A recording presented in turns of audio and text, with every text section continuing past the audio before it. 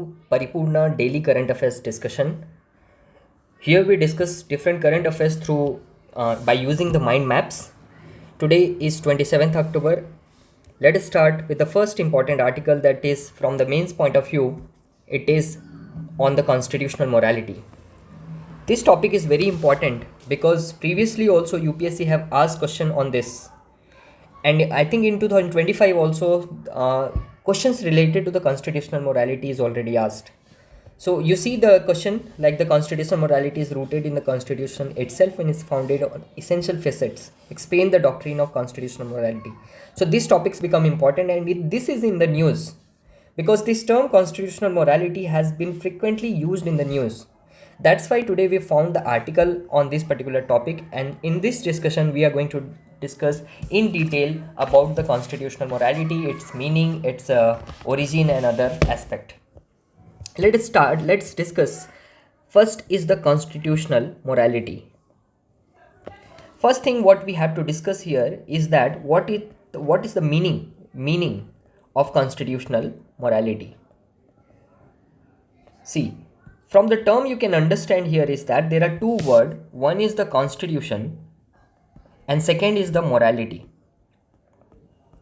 That means constitution is a document which contains the law of the land. However, morality are the general principles which guides our actions. These are the principles which guides our action. So the constitutional morality is basically the law and the morality, that is the moral principle. And in the intersection of what arises is the constitutional morality. Right? As we know that all law may not be ethical or moral, but the constitutional morality is something which includes that morality in the law. That is the first way of looking at it. The second meaning of this, or the second way of looking at the constitutional morality, these are basically the the fundamental principles, or you can say that the values. These are the fundamental principles or values which are derived from constitution itself. Constitution. So can you tell me some of the principles or the values which are the part of the constitution which guide us? For example, like equality, liberty. These are the principles, right? And these principles guide action of whom? Of different stakeholder of the constitution or the democracy, like citizens, guide action of citizens, government also, right? So this we will call as constitutional morality. These are the principle, these are the these are the principles and values which derived from the constitution and which guide the action of the citizen, government and the different institution. So this way we can define the constitutional morality. I hope the constitutional morality meaning is clear to you. Now let's understand about its origin.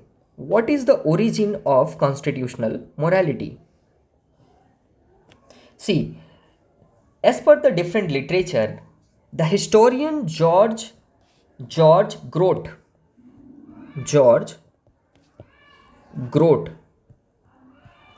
he was one of the Greek historian. Actually, historian George Grote. He actually used this term constitutional morality for the first time.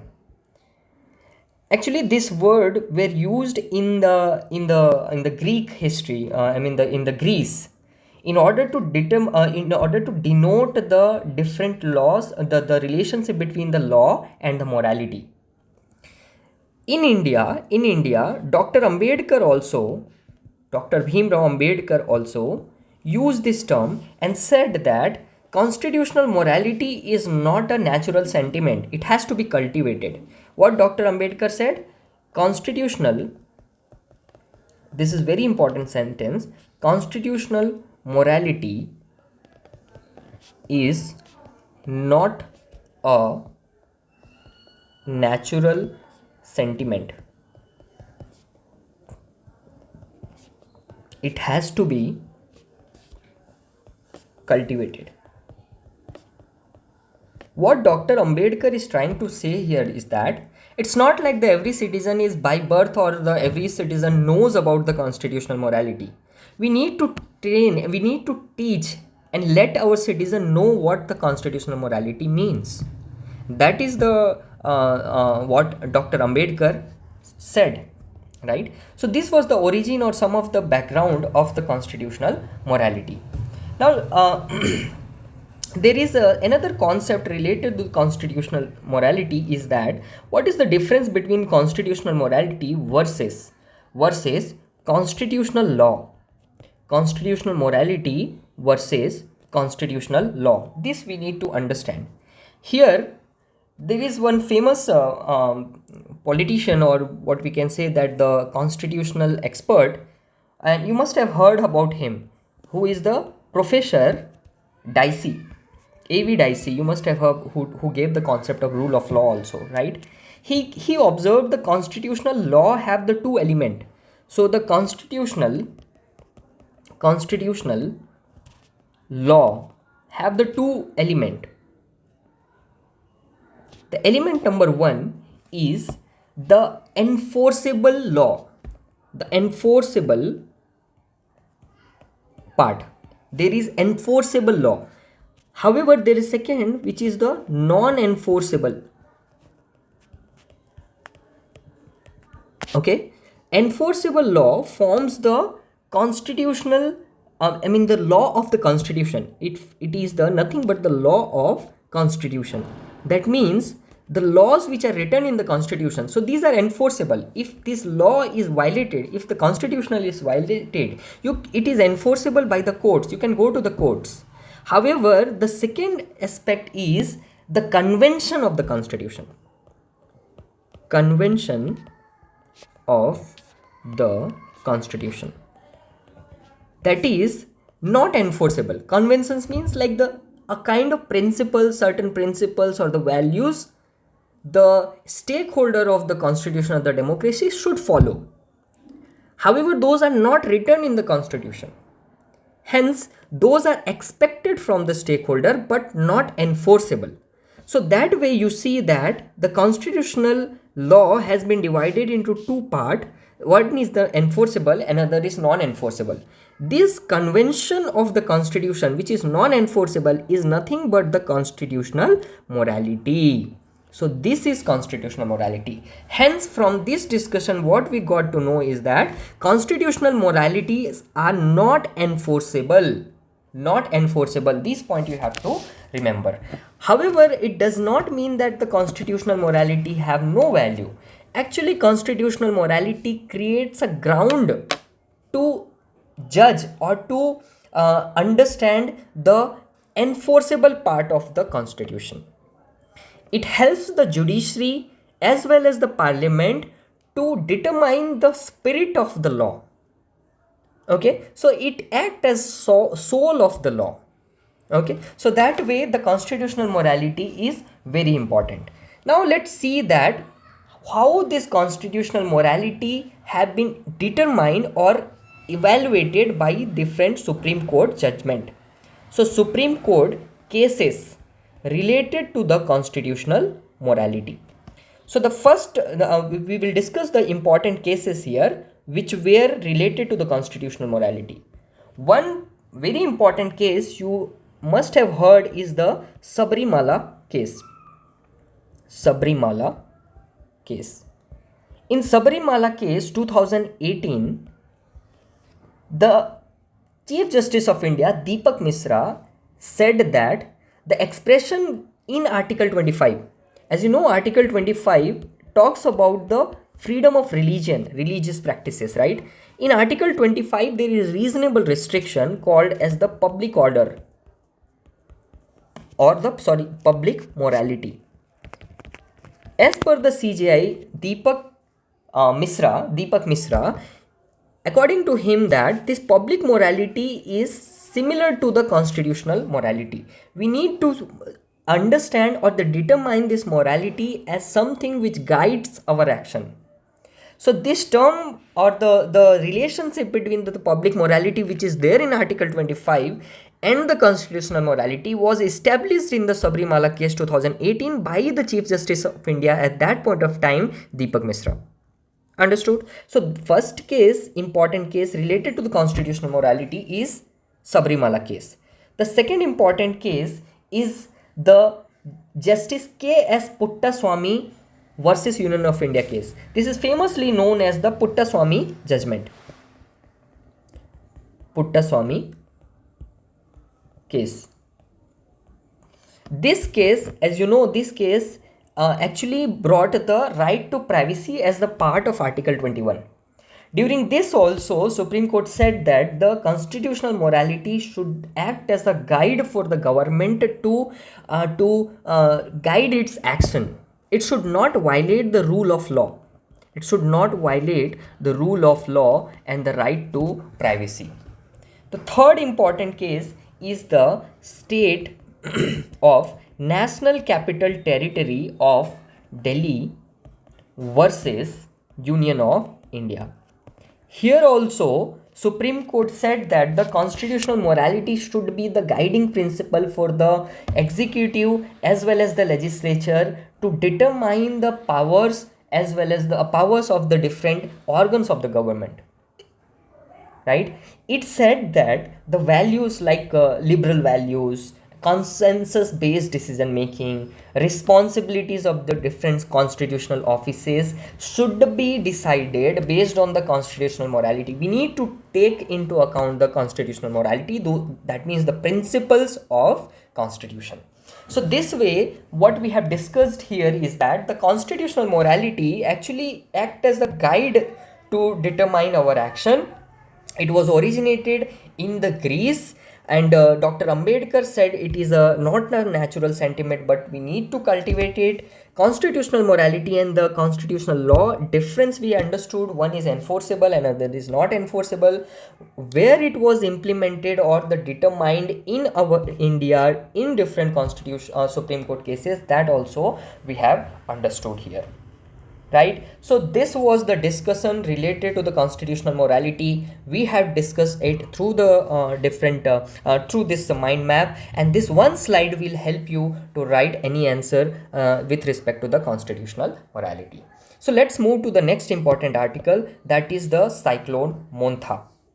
Now, Cyclone Montha, recently the India Meteorological Department actually has issued red and orange alert for 23 districts in Andhra Pradesh as this Cyclone Montha in the Bay of Bengal is getting more and more intense.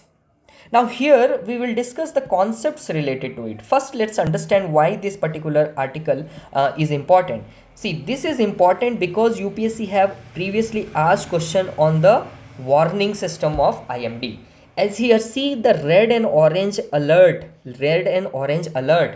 UPSC asked in 2022 that discuss the meaning of the color coded weather warning system of cyclone prone area by IMD. So direct question asked. So the first aspect we need to understand this, like the different color coding. Second type of question UPSC asked in the prelims was in 2020 about the only some cyclone developed an eye. The temperature inside the eye of cyclone is nearly 10 degrees Celsius less than the surrounding. Basically what UPSC is asking here is about the concept of cyclone. Right? So from this discussion, what we are getting here is that what kind of question UPSC is asking. Today we have released one video and where I have spoken about the current affairs, importance of the current affairs. There I have spoken that how whenever any issue is coming, you don't just read the news and go away. You need to go to the background of the news and read the static part of it. See, this cyclone is in the news, but we need to go to understand the different concepts related to the cyclone. What is the different features? What is the difference between the tropical cyclone and the temperate cyclone? What are the color coding of the cyclone? How the name of cyclone like the Cyclone Montha is decided? These These four aspects we are going to discuss in today's lecture. You will understand like how to cover the background of news here. Okay, so let's just discuss this in a holistic manner. So the article which is published is on the cyclone. Before understanding about that news, that is about the cyclone Montha, let's understand first how this so news is cyclone Montha, right? Cyclone Montha. Now the question here can be, the cyclone Montha was recently in the news. This cyclone was found in which area? So the region is two fact we have to remember. This is a tropical cyclone. This is the tropical cyclone. Second, this is in the Bay of Bengal region. Third, this name was given by the Thailand.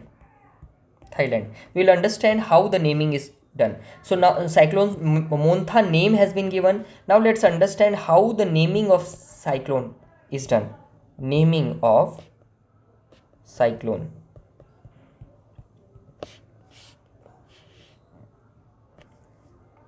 Naming of cyclone. See, cyclones are named by, so first let's understand this point wise. See, first point is that cyclone is named in the North Indian Ocean region by the regional specialized meteorological center.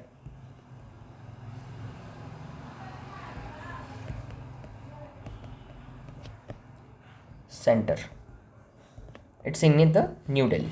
Okay, it operated by the India Meteorological Department. Okay, they collaborate with the World Meteorological Organization as well as the Economic and Social Commission for Asia and Pacific. They collaborate with this organization and together they determine the name of cyclone. Now how it is determined? There are the 13 countries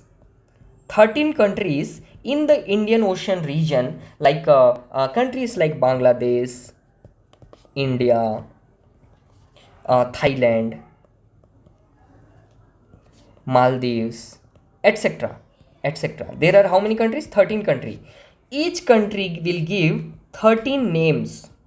So how many total names are there? 169 names. Now using these 169 names, IMD will determines name based on these names. So on the rotation basis they decide. So how they decide? There is a regionally specialized meteorological center at New Delhi which works in collaboration with WMO and the East this ESCAP. And there are 13 countries. Each country gave 13 names, total 169 name, and then the IMD determines the name. So that way this naming is done. So we understood what is Cyclone Montha and how that is named. Now let's understand about the difference between different cyclone types. So through this one difference chart, we can understand all the difference between the different cyclone. Now see, there are two types of cyclone. One is called as the tropical cyclone, another is called as the temperate cyclone. This can be understood through the map here. See, this is the map, world map.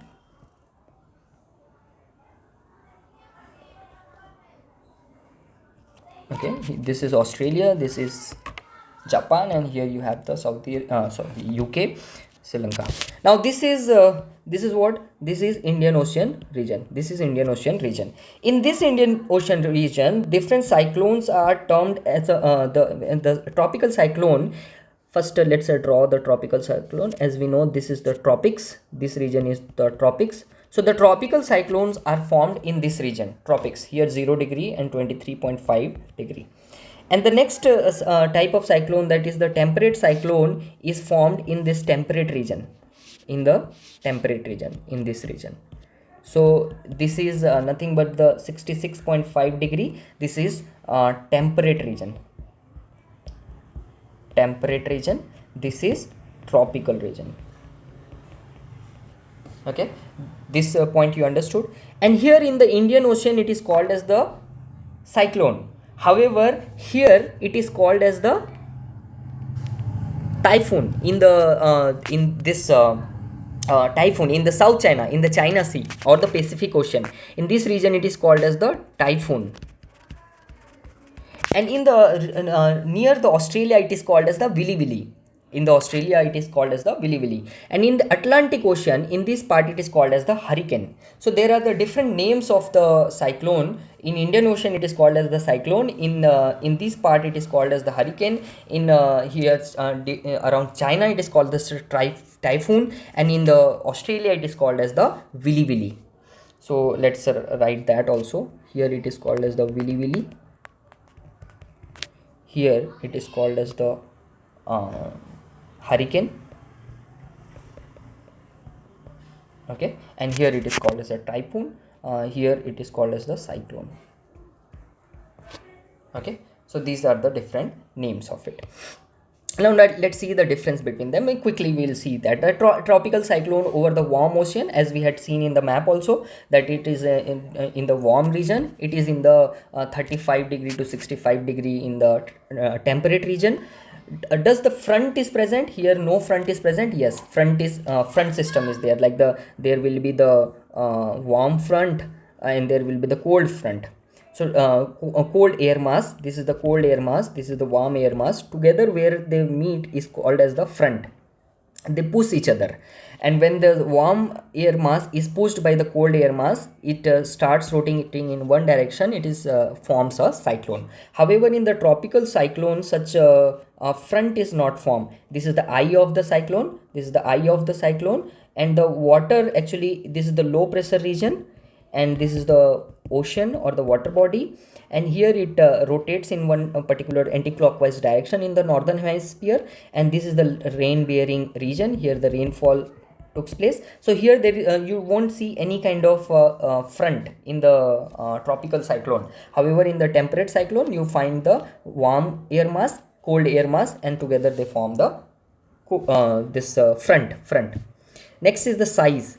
These are the smaller size, these are the more larger. As you the size of the cyclone, these are larger. Movement, how they move? These move westward. That means if it is India, if here cyclone is forming, it will move in this direction. It moves in this direction. That's why you see the intensity of cyclone in the eastern coast, in the eastern region, is more, because the cyclone moves towards India, coastal region. However, in the Arabian Sea side, that is the west side, the cyclone which is originating in this Arabian side is less intense, because of the its direction of movement is towards the west.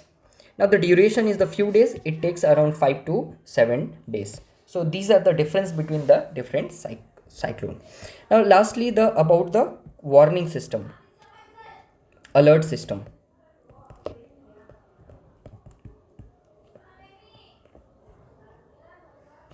Alert system. Now here, what is the alert system? There are 4 different color. One is the red color, amber color, yellow color, green color. Red color is that the green color means that no severe weather expected, so it is like the normal situation. Yellow, remain aware, like be aware, there is the moderate risk of severe or the low risk extreme weather can occur.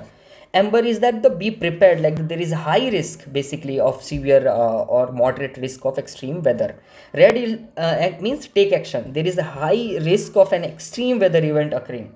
Remain extra vigilant to ensure like you are aware about the different issues and be prepared. So these are the 4 different color, which is the green, yellow, amber, and the red to alert system used by the IMD to aware people about the cyclone and its impact. Okay, now let's move to the next article. Next important article is the Koraput Coffee. Koraput Coffee, recently Honorable Prime Minister Modi termed the Koraput Coffee as the pride of Odisha during the Man Ki Baat. That is the context. Now, previously UPSC have asked the question related to, not directly related to the coffee, but see what kind of question UPSC have asked. They have asked that consider the following statement like the Andhra Pradesh states Andhra Pradesh, Kerala, Himachal Pradesh, Tripura. How many of the above are generally known as the tea producing state? Now UPSC, what they can ask? They can ask like the how many of the given states are the coffee producing, right? That kind of question they can ask. That's why covering this kind of article is important. Now let's cover about the Koraput coffee.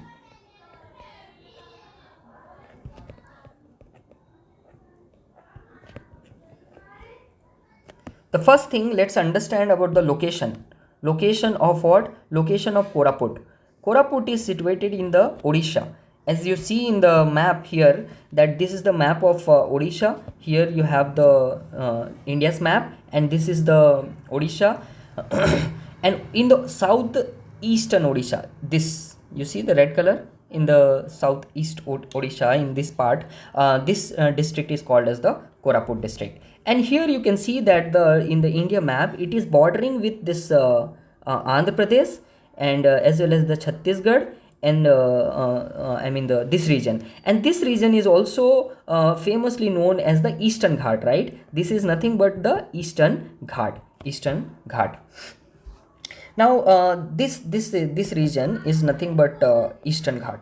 This is Eastern Ghats.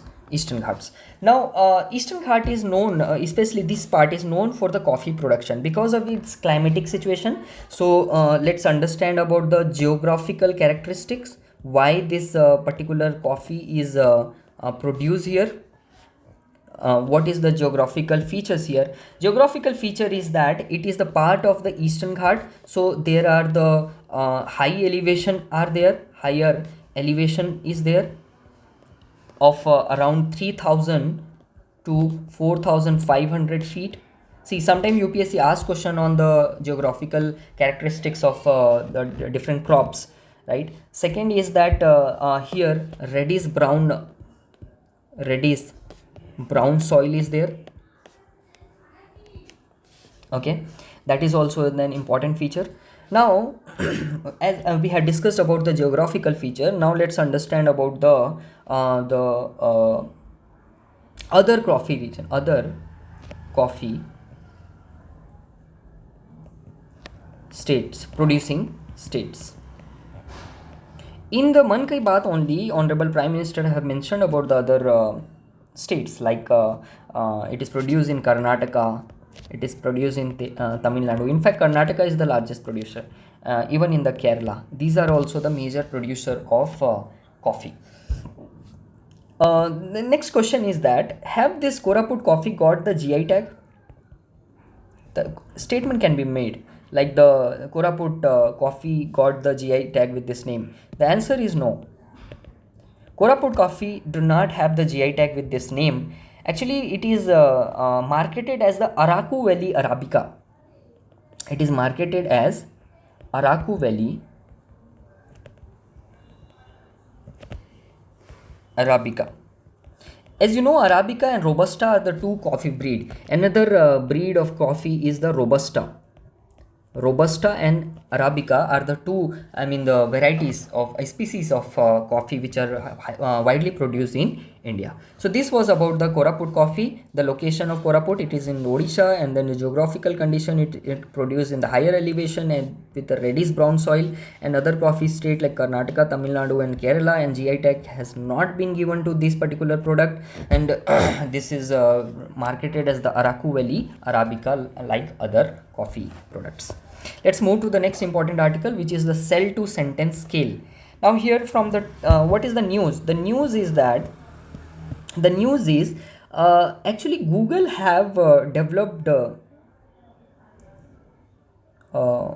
sorry, this written context is not right. Actually, what is the news is that the Google have launched a new artificial intelligence tool.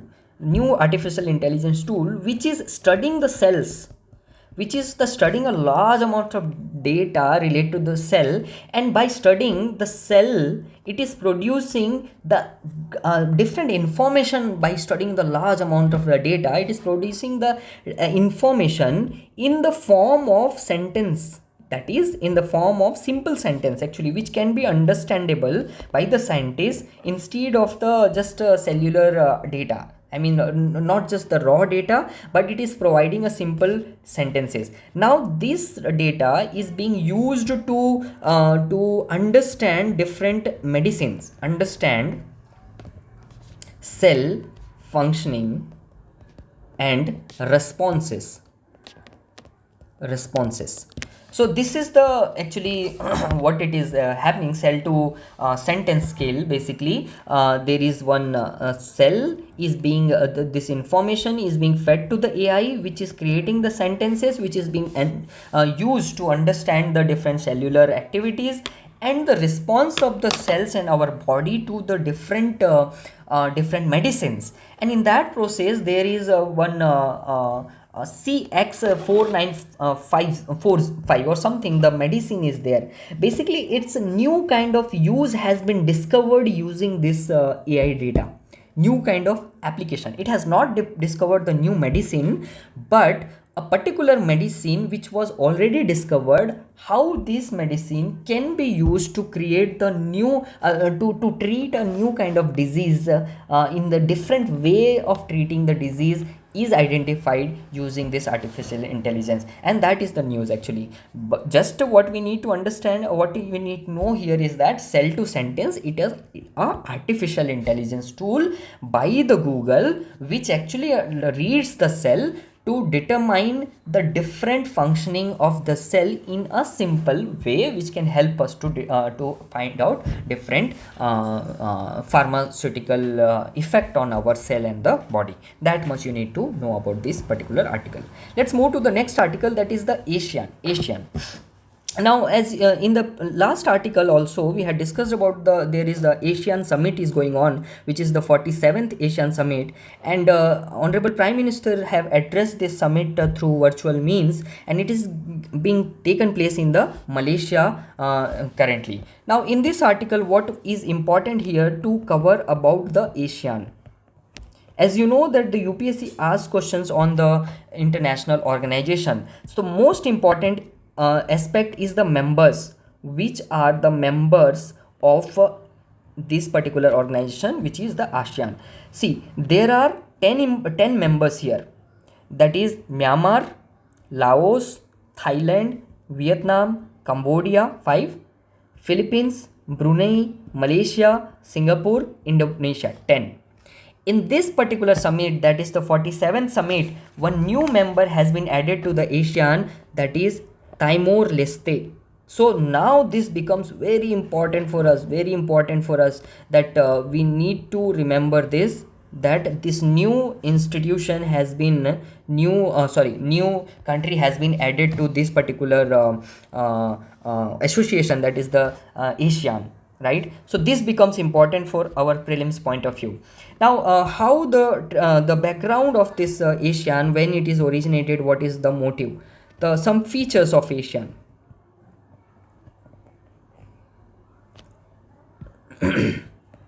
One is that origin. When it is originated, it was originated through the Bangkok Declaration. What is it? Bangkok Declaration in 1967. Originally it had 5 members. Original members. We are going little deep because this is an important institution. 5 members were the original members. One is Indonesia, second is the Malaysia, Philippines, Singapore and Thailand.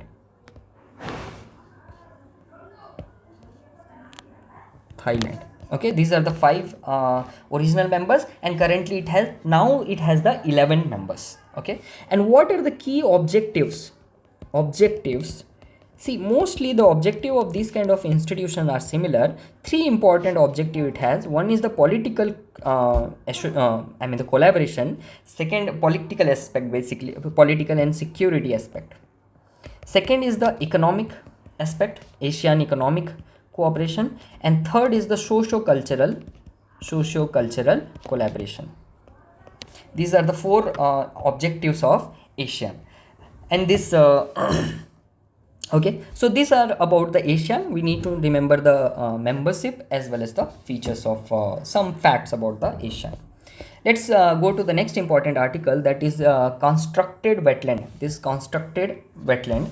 Actually, Greater Visakhapatnam Municipal Corporation is considering to establish the constructed wetland to address the issue of what? Sewage discharge into the beach water. Now let's this concept becomes important. This background is not that important, but the concept of constructed wetland is important. First, let's understand what is wetland basically. Wetland is any geographical feature which contains the water. Even the rice field, as per the Ramsar definition, rice field can be considered as the wetland, which contains the stagnant water. Even this running water, streams, ponds, these all are the examples of wetlands. Now, what is this? What it is? Constructed wetland. That will let's understand. What it is? Constructed wetland.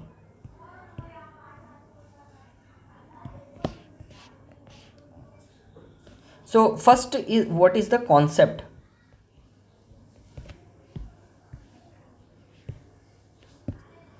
First, let's understand what is the concept. See, through this image we will try to discuss about the concept of this wetland. See this.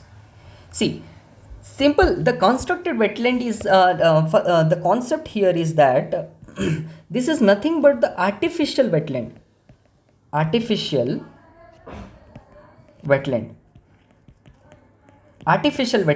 And what is the utility of this wetland? Utility of this wetland is that, what is the basically significance of this wetland? This wetland is significant for the wastewater treatment.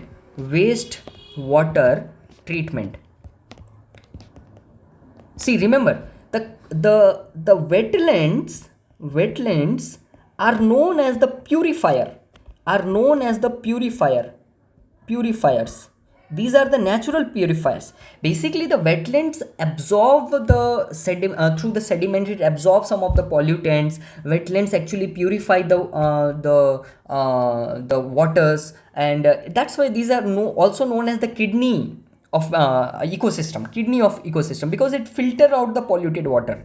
So this phenomena of natural wetlands ability to purify the waste can be utilized to purify the different wastewater. It can be the industrial waste, sewage waste, or other kind of the polluted water body can be cleaned if we can create the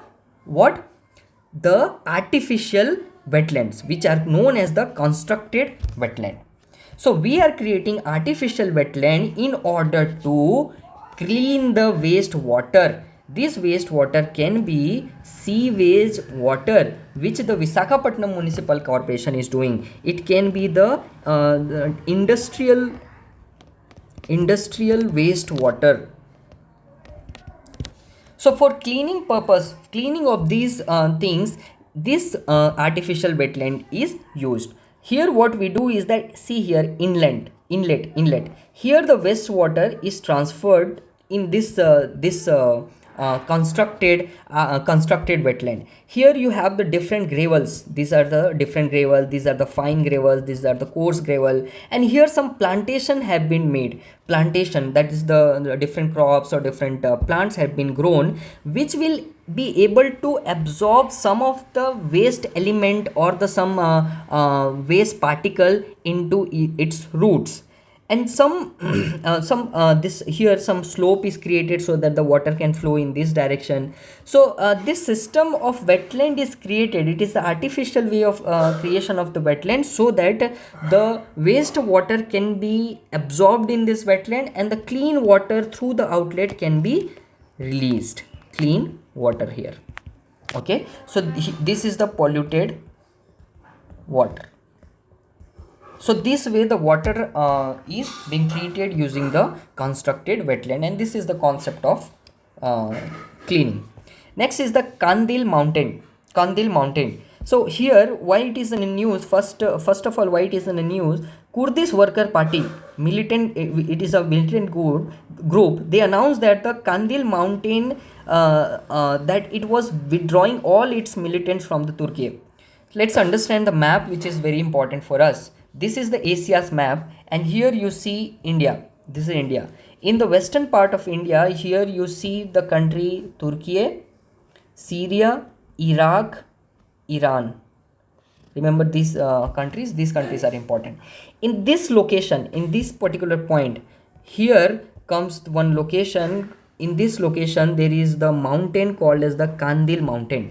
Here you have Iran, in upper side you have the Turkey, here you have the Iraq. In this border you have the Qandil Mountain. In this Qandil Mountain region, here some militant groups, one actually ethnic group, which are the Kurds, they actually are fighting to make the Kurdistan by linking the Kurds of Iran, Iraq, Turkey and other countries, and they want to create a Kurdistan. That's why they are fighting here.